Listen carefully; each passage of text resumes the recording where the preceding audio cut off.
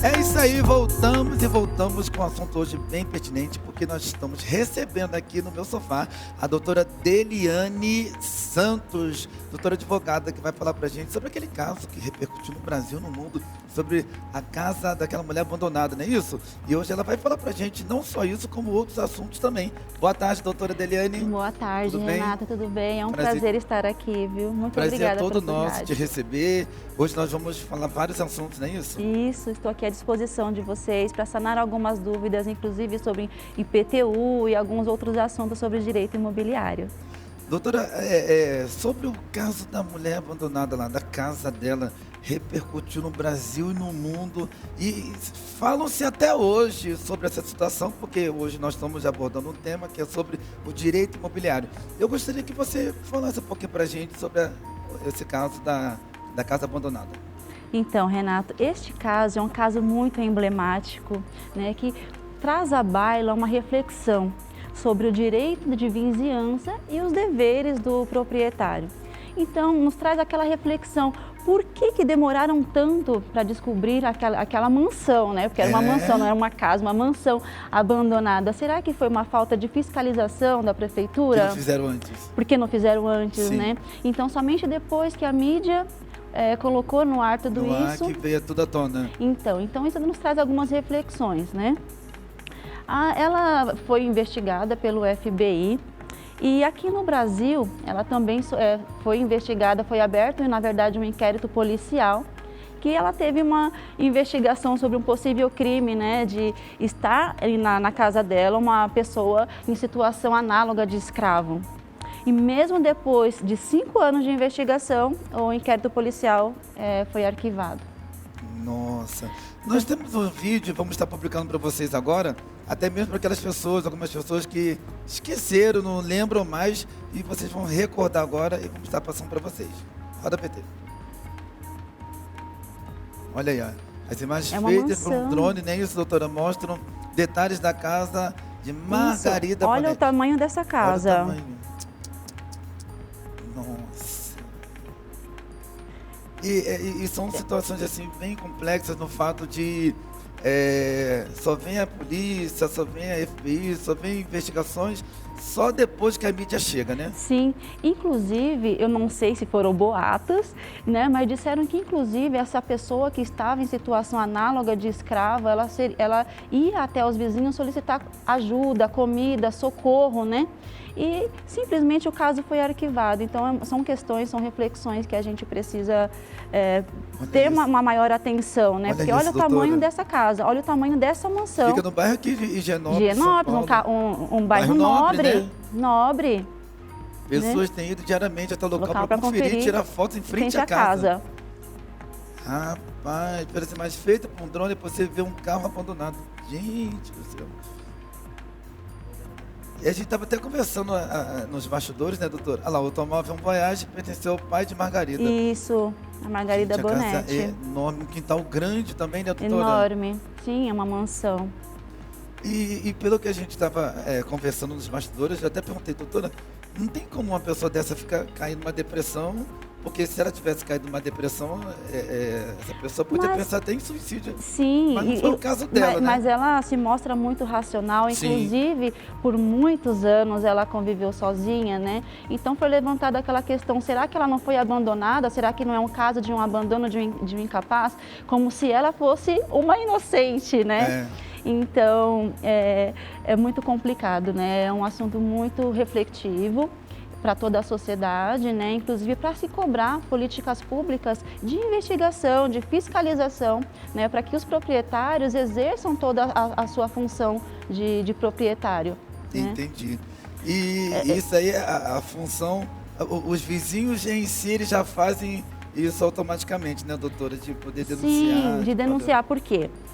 O proprietário ele precisa estar atento à salubridade do seu local de moradia, né? Porque envolve toda uma vizinhança. Então, aquela casa não, né? Aquela mansão abandonada poderiam ter diversos bichos, insetos, animais que infestariam outras residências, né?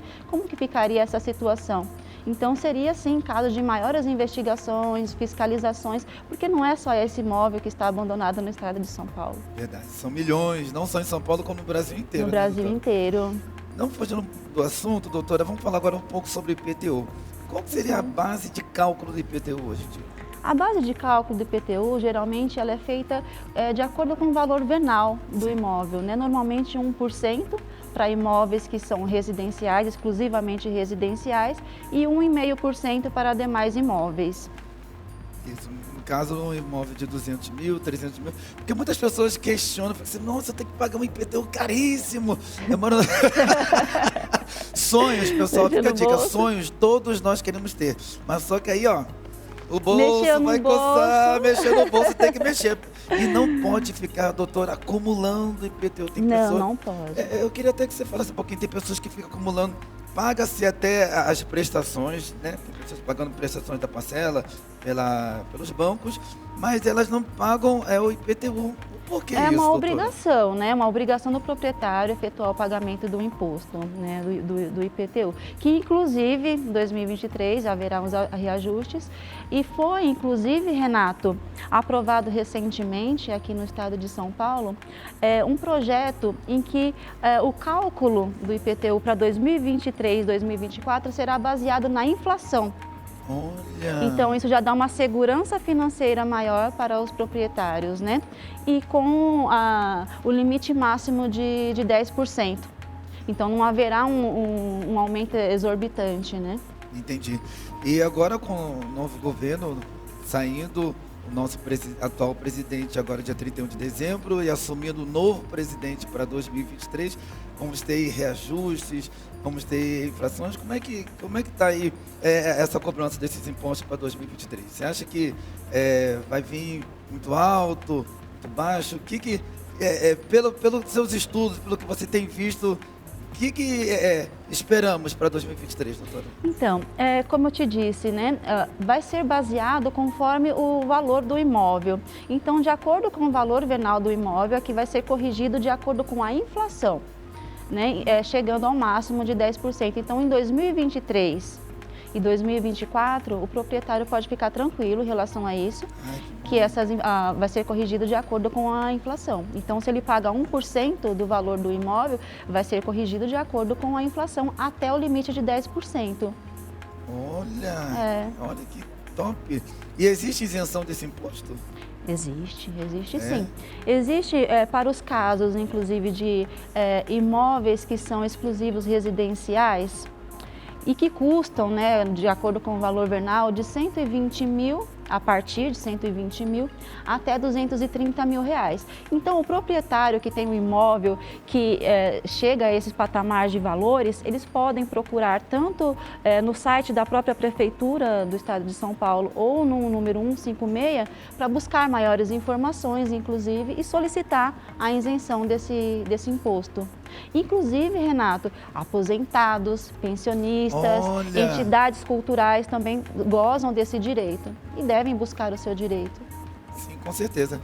Quando você fala, doutora, de imóveis, tanto eles residenciais e comerciais, as igrejas também estão incluídas? Os imóveis relacionados às igrejas? Sim, inclui também. Porque até então, se eu não me engano, acho que foi esse ano. Para fins religiosos. Fins religiosos estavam isentos. Acho que, se eu não me engano, foi esse ano, 2022 e 2021. Acho que é isso. Sim. É isso, né? Isso. Então, muitas pessoas não sabem, na verdade, dos seus devidos direitos. Então, o que eu costumo indicar, orientar, é que procurem, sim, a prefeitura, verifiquem se atende todos os requisitos, né?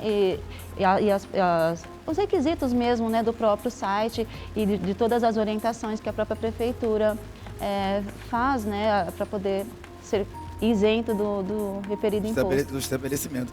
Vocês estão nos assistindo aí, porque a nossa emissora, além de ser uma emissora cristã, tem muitos pastores, missionários que estão nos assistindo e não sabe do teu direito.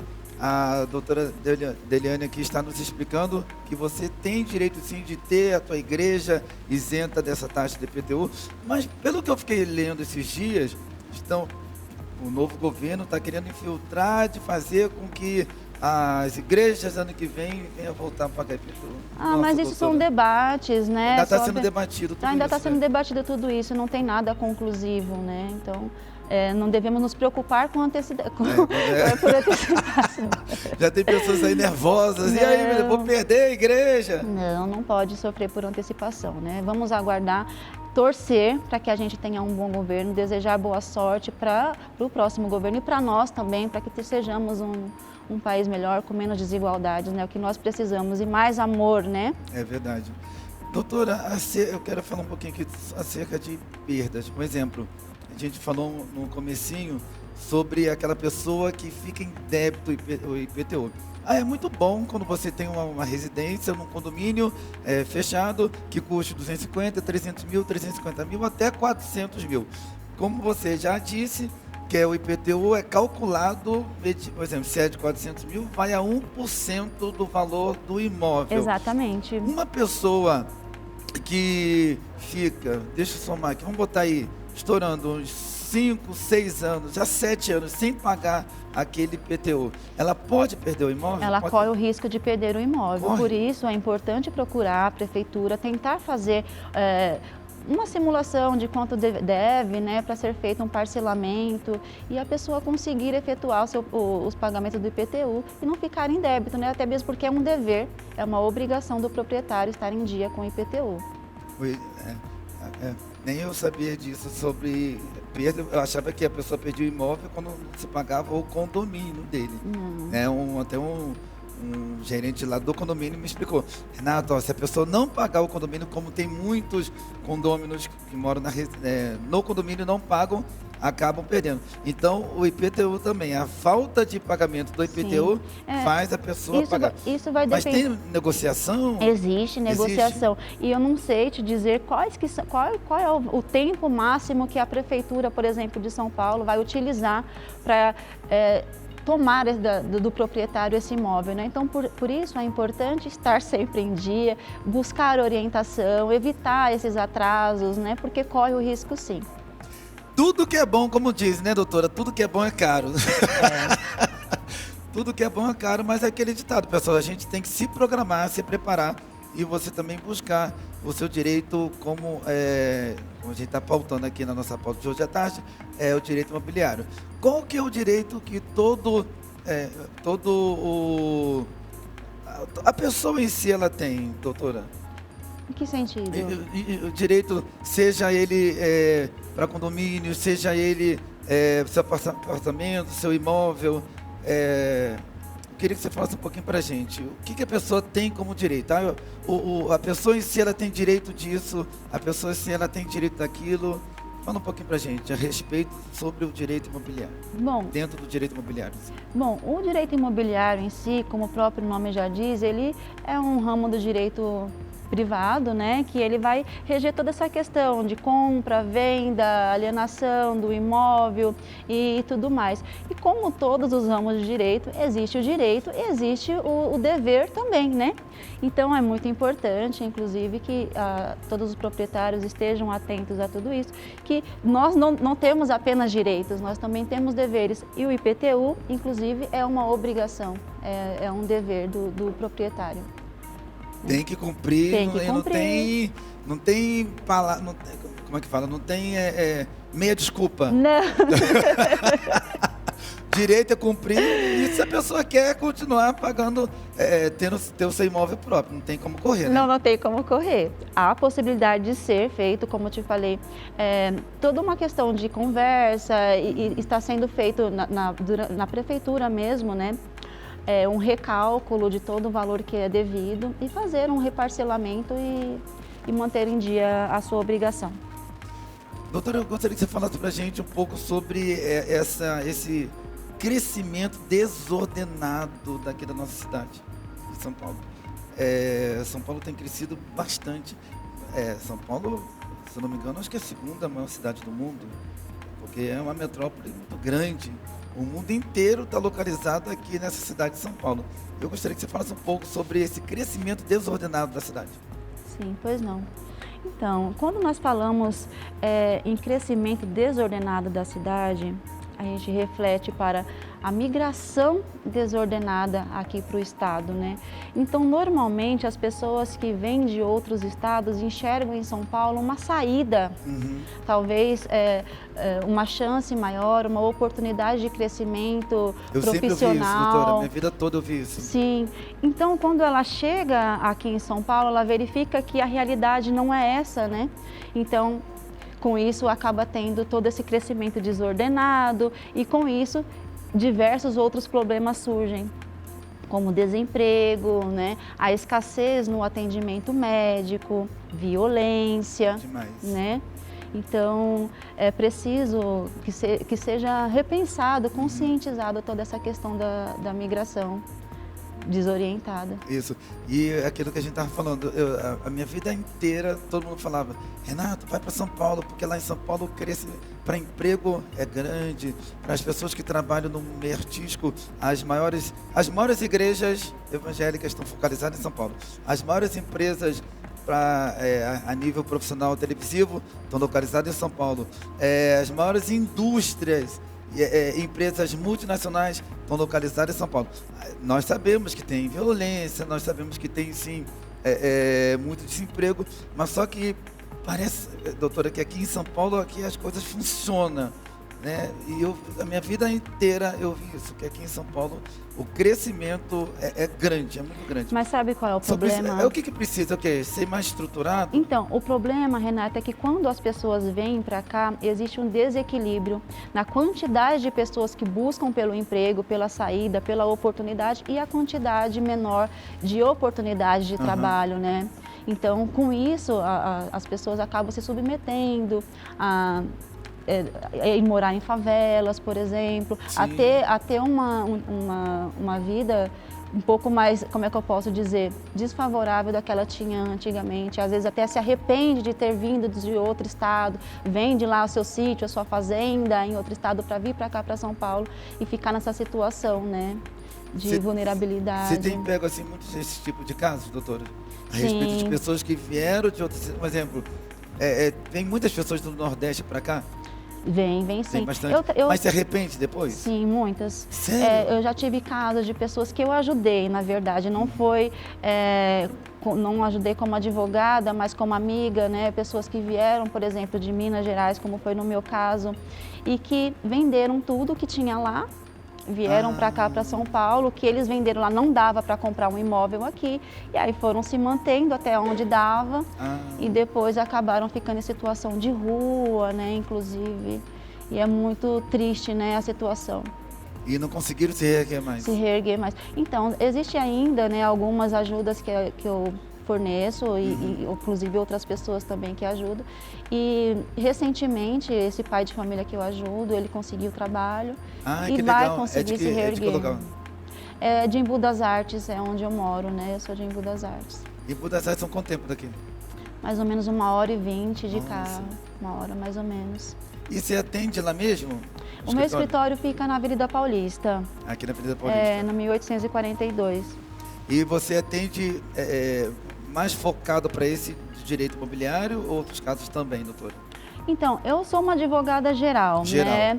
Os únicos casos que eu normalmente não atuo é na área criminal e na área previdenciária, que na verdade a área previdenciária tem um colega que atua para mim. Então, sempre que aparecem alguns casos previdenciários, ele me ajuda com isso, porque eu não daria conta. É muita coisa. Para poder resolver tudo isso. E eu também tenho a parte de estudantil, né? Eu me preparo para concurso público, então eu preciso me dedicar também, não só à advocacia, né? Que legal, doutora. Eu gostaria que, para a gente finalizar, você deixasse a dica para todos que estão nos assistindo a respeito do tudo que nós conversamos hoje aqui e fica como um alerta para todos. Tá, deixa eu só falar mais um detalhe. Sim, fica à vontade. Nós estávamos falando sobre o crescimento desordenado. E eu me lembrei aqui que, na verdade, quando nós falamos em crescimento desordenado da cidade, não podemos focar apenas naquelas pessoas desfavoráveis, pessoas pobres que vieram de outros lugares. Imagina, Renato, por exemplo, aqueles prédios imensos que são construídos nas orlas das praias. Tudo isso influencia nas correntes marítimas, colocando em risco a vida dos animais marítimos. É, né? Verdade. Então, toda essa conscientização de urbanização, né, de crescimento, é preciso ser repensada e refletida, com todo esse impacto, né, que é causado no nosso ambiente. Então fica a dica, né, doutora? Sim, com certeza. Tá? Eu estou à disposição, tá? Caso queiram sanar alguma dúvida que não ficou clara, que podem me procurar tanto no Instagram como por... Você pode já aproveitar essa oportunidade, já pode passar sim, o Instagram, as redes sociais, fica à vontade, telefone de contato. Claro. O Instagram é @delianesantos.adv. O meu telefone é 11 957 54 2911. Fiquem à vontade para buscar soluções para o seu caso ou sanar alguma dúvida que não foi esclarecida aqui, porque o tempo passa muito rápido. Muito rápido. Não dá tempo de falar sobre tudo. Eu preparei mais coisas para falar, mas a gente tem um tempo bem curtinho, né? Que pena. É isso aí, doutora. Muito obrigado. Eu que agradeço. Por ter sanado aqui vários problemas. É um prazer. E nos ajudar a resolver todos eles. E vocês podem estar procurando aí a doutora, falando acerca. E, meus queridos, pelo amor de Deus, pague seu IPTU. Por favor.